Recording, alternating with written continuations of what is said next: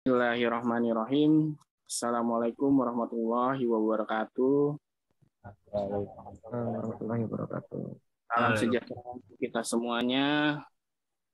Yang pertama, terima kasih kepada rekan-rekan semuanya karena telah mengikuti mempresentasikan hasil kerja kita semua. Yang kedua, terima kasih untuk Bapak Agus Warno selaku dosen kami di dalam mata kuliah otomasi industri yang telah menonton video ini. Semoga apa yang kami sampaikan bermanfaat untuk kita semua. Pada kesempatan kali ini, kami kelompok 7 akan mempresentasikan hasil kerja kami yang berjudul aktuator dengan nama yang beranggotakan nama anggota kami. Yang pertama Muhammad Fajri Nur Ali, yang kedua Rio Aditya Kusuma, yang ketiga Dimas Mubariki, yang keempat Nasrikun Nur Halim, yang kelima Faisal Ramadan, dan 6 yaitu saya sendiri Muhammad Bayu Ramadan. Baik, untuk mempersingkat waktu, yang pertama saya serahkan kepada Mas Muhammad Fajri Nur Ali untuk mempresentasikannya. Baik, sebelumnya Assalamualaikum warahmatullahi wabarakatuh. Sini saya akan menjelaskan apa itu aktuator. Jadi aktuator itu suatu perangkat mekanis untuk memindahkan atau mengendalikan mekanisme atau sistem. Aktuator ini juga ditenagai oleh lengan mekanik. Biasanya digerakkan oleh motor listrik, dikendalikan dengan kontrol otomatis yang diprogram di antara mikrokontroler. Aktuator ini itu ada 3 macam, yaitu aktuator pneumatik, aktuator motor listrik, dan aktuator hidrolik. Next. Di sini ada konsep aktuator. Konsep dasar aktuator itu mengubah tenaga listrik, di sini tenaga listrik maupun fluida menjadi kuantitas lain seperti kecepatan dan perangkatan elektromagnetik, sehingga mampu menghasilkan energi kinetik yang dihasilkan. Begitu juga digunakan untuk menggerakkan atau mengontrol sebuah mekanisme atau sistem. Biasanya aktuator ini sendiri itu diaktifkan oleh lengan mekanik yang digerakkan oleh motor listrik.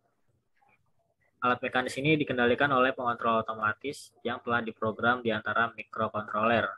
Sebagai contoh, jika cahaya hadir dalam robot pencarian cahaya, sensor yang diberikan informasi kepada pengontrol yang kemudian mengontrol bahwa aktuator bergerak di arah sumber cahaya, seperti gambar berikut. Next. Fungsi aktuator itu sendiri yaitu sebagai penguat sinyal kontrol yang berasal dari kontroler menjadi sinyal baru agar daya semakin besar dan sesuai daya yang dibutuhkan. Selain itu, fungsi aktuator juga sebagai penggerak atau pengontrol sebuah sistem pada peralatan mekanik. Aktuator itu diaktifkan oleh lengan mekanik yang digerakkan oleh motor listrik. Seperti contoh yang tadi, pengontrol otomatis yang telah diprogram bertugas untuk mengendalikannya di antara mikrokontroler. Selanjutnya akan dijelaskan oleh rekan saya. Baik, terima kasih. Di sini saya akan menjelaskan tentang klasifikasi aktuator. Apa sih itu? Berdasarkan daya yang dihasilkan, aktuator listrik terdiri dari solenoid valve, motor stepper, motor DC, motor servo, motor AC atau alternating current, dan relay. Aktuator pneumatik, silinder kerja tunggal, dan silinder kerja ganda. Aktuator hidrolik, silinder hidrolik, motor hidrolik, dan aktuator putar hidrolik. Dan berdasarkan pergerakan terdiri dari aktuator linier dan aktuator putar. Next. Aktuator listrik terdiri dari solenoid valve. Solenoid valve merupakan salah satu alat atau komponen kontrol yang salah satu kegunaannya yaitu untuk menggunakan tabung silinder. Solenoid valve merupakan katup listrik yang mempunyai koil sebagai penggeraknya, yang mana ketika koil mendapatkan supply tegangan, maka koil tersebut akan berubah menjadi medan magnet, sehingga menggerakkan piston pada bagian dalamnya. Ketika piston berpindah posisi, maka pada lubang keluaran A atau B dari solenoid valve akan keluar udara yang berasal dari P atau supply. Pada umumnya, solenoid valve mempunyai tegangan kerja 100 atau 200 VAC. Namun, ada juga yang mempunyai tegangan kerja DC. Yang kedua, motor stepper. Motor stepper adalah suatu motor listrik yang dapat mengubah pulsa listrik yang diberikan menjadi gerakan motor diskret atau terputus, yang disebut step atau langkah. Satu putaran motor memerlukan 360 derajat dengan jumlah langkah yang tertentu. Berdasarkan ukuran kerja dari motor stepper, dia biasanya diberikan dalam jumlah langkah per putaran atau per detik. Adapun pengertian rotor adalah bagian generator yang bergerak atau berputar, sedangkan stator adalah bagian stasioner dari sistem putar. Next. Motor DC. Motor arus searah adalah sebuah motor yang membutuhkan tegangan searah.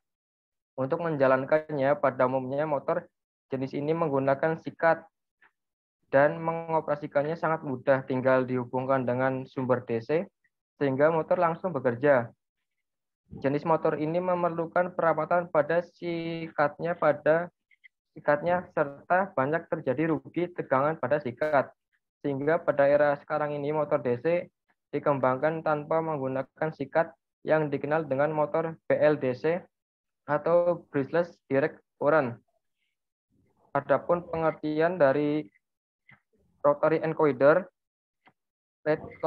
Rotary encoder merupakan komponen elektromagnetik yang dapat dipakai untuk mengenali gerakan dan posisi. Umumnya komponen satu ini digunakan pada pengendali robot, motor drift, atau lain sebagainya. Dan cara komponen satu ini biasa membaca gerakan adalah dengan menggunakan sensor optik yang dapat menghasilkan serial pulsa. Serial pulsa listrik tersebut diterjemahkan menjadi informasi gerak, posisi, dan arah. Rotary encoder seakan membaca posisi sudut benda berputar, kemudian dia konversikan menjadi kode-kode digital dalam bentuk pulsa. Tadi kode-kode itu dapat diteruskan ke rangkaian kendali untuk melakukan output tertentu berdasarkan kode yang diterimanya. Sedangkan motor DC magnet permanen dapat didefinisikan sebagai motor yang mencakup kutub magnet permanen, disebut motor DC magnet permanen. Pada motor ini, magnet dapat digunakan untuk membuat flux bekerja di dalam celah udara di tempat gulungan medan. Struktur rotor mirip dengan motor DC seri. Rotor motor DC magnet permanen termasuk armatur core, komutator, dan armatur winding. Biasanya dalam motor DC konvensional ada dua jenis belitan seperti rotor dan stator. Fungsi utama dari belitan medan adalah untuk menghasilkan flux magnetik yang berfungsi di dalam celah udara. Sementara belitan dinamo dapat mengores rotor. Sikat karbon tidak aktif didorong pada komputer sebagai pada motor DC konvensional.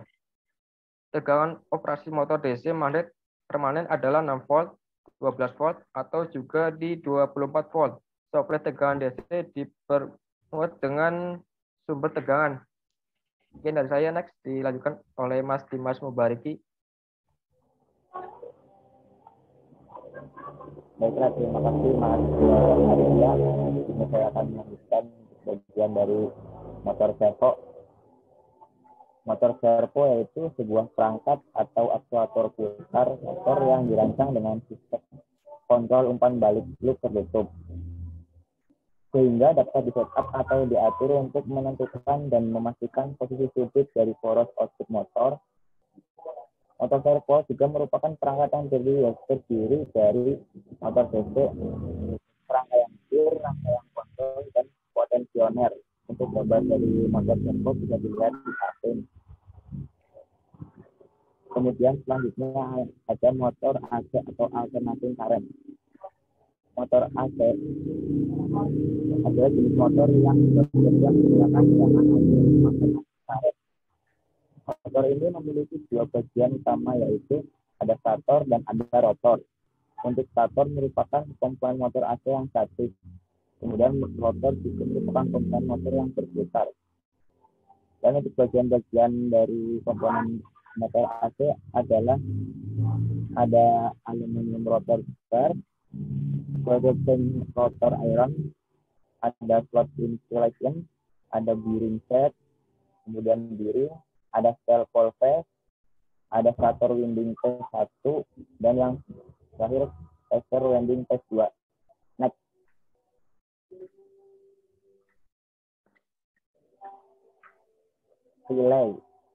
Relay ini merupakan komponen elektronika berupa saklar atau switch.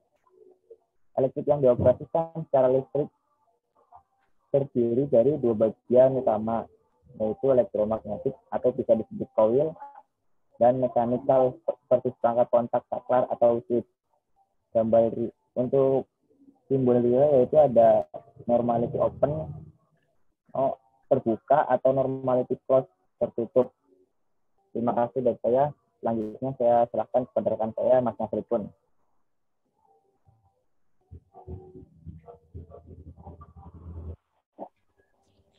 Baik, Ya. terima kasih kepada Mas Mubareki.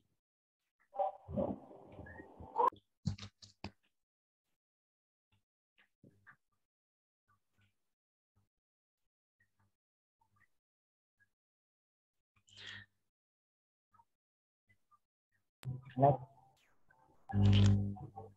Udah. Ya, sebentar, baik. Baik, selanjutnya adalah aktuator pneumatik. Aktuator pneumatik terbagi menjadi dua.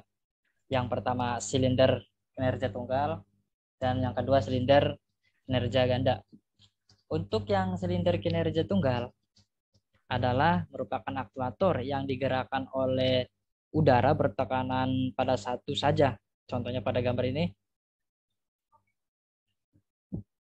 yang menghasilkan kerja pada satu arah, terus digerakkan baliknya itu menggunakan pegas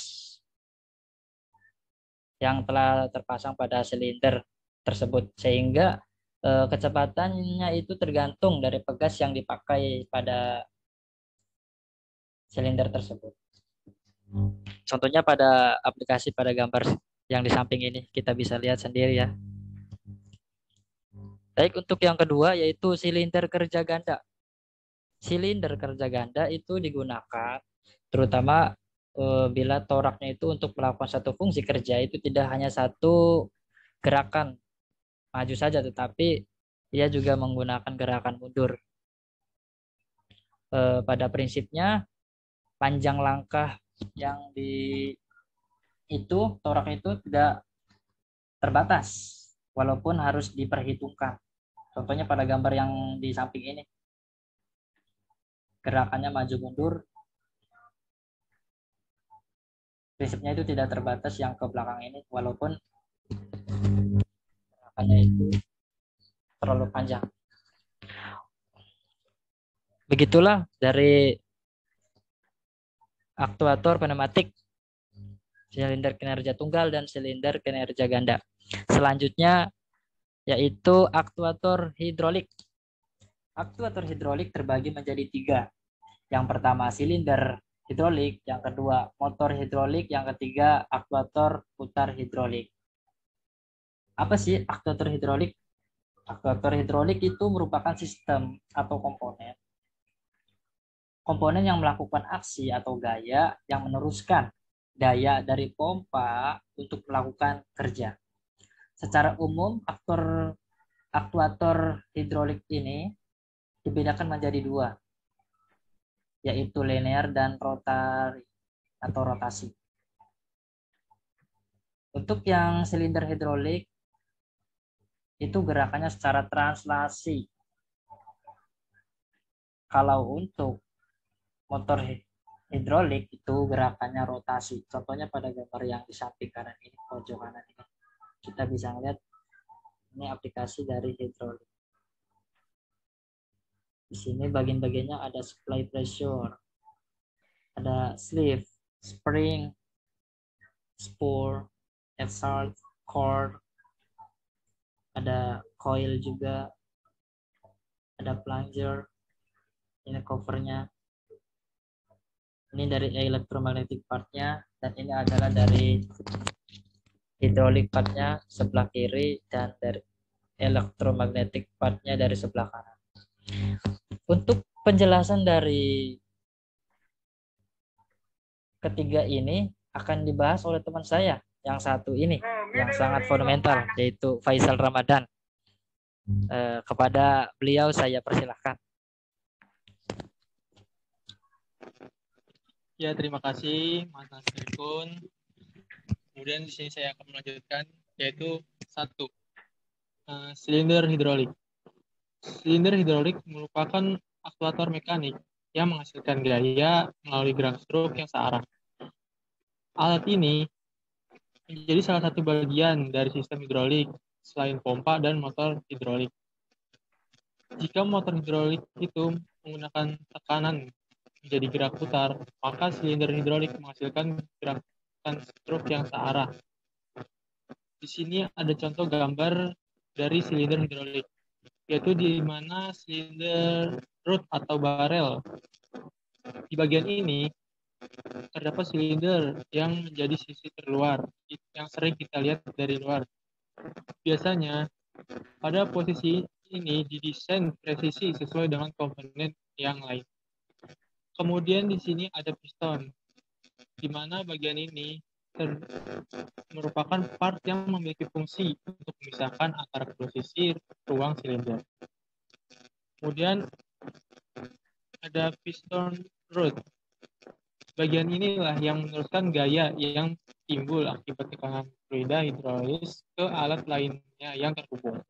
Kemudian di sini ada rod seal atau sistem steel, di mana sistem yang umumnya berbahan karet ini digunakan untuk mencegah kebocoran fluida hidrolik. Jika pada sisi piston terpasang seal untuk mencegah fluida kerja berpindah dari sisi satu ke yang lainnya. Kemudian pada sisi piston rod terpasang seal yang digunakan untuk mencegah kebocoran yang berada pada ruang sisi piston rod. Next.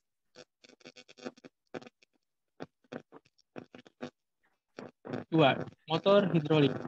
Di sini motor hidrolik adalah sebuah aktuator mekanik yang mengkonversi aliran dan tekanan menjadi torsi atau tegangan putaran. Biasanya alat ini merupakan salah satu bagian dari sistem hidrolik selain silinder hidrolik.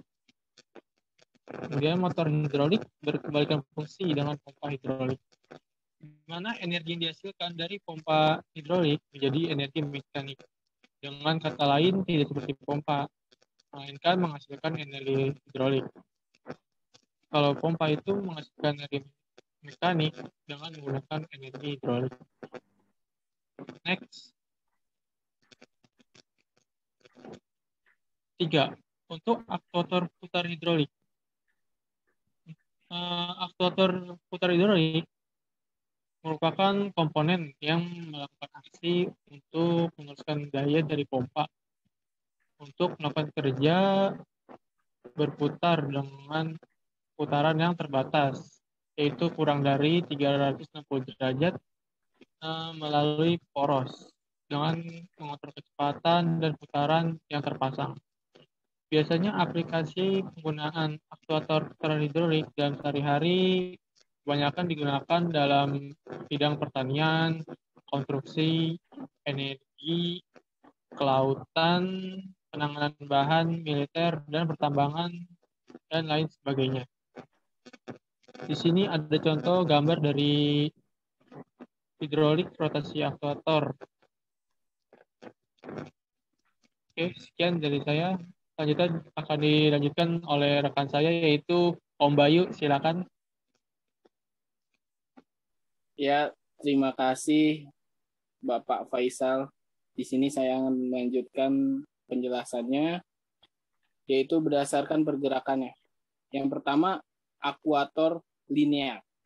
Akuator linear biasanya bekerja di bawah prinsip yang sama, yaitu untuk mengubah gerakan putar dari motor AC atau DC menjadi gerakan linear melalui skrup utama. Kebanyakan akuator didukung oleh biasanya motor DC 12 volt sampai dengan 24 untuk menciptakan gerakan berputar melalui roda gigi dan lead screw. Gerakan berputar diubah menjadi gerakan linear. Seperti pada gambar di samping ini, gerakan berputar diubah menjadi gerakan linear. Next. Yang kedua, akuator putar. Akuator putar adalah alat yang menghasilkan gerakan berputar melalui poros untuk mengontrol kecepatan dan putaran peralatan yang terpasang. Akuator putar juga merupakan ekuivalen pneumatik atau hidrolik dari motor listrik. Akuator putar berfungsi sebagai alat sempurna untuk mengangkat, menjepit, mengindeks, menekuk, aplikasi kemudi, pencampuran, pengujian, dan lain-lain.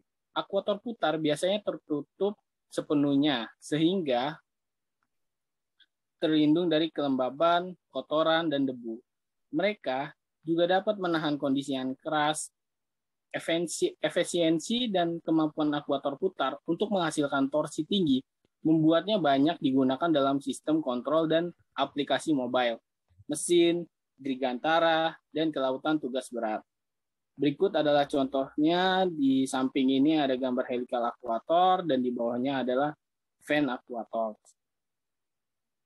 Next. Nah, kesimpulannya pada presentasi kali ini, akuator merupakan adanya suatu perangkat mekanis untuk memindahkan atau mengendalikan mekanisme atau sistem. Akuator ini ditenagai oleh lengan mekanik.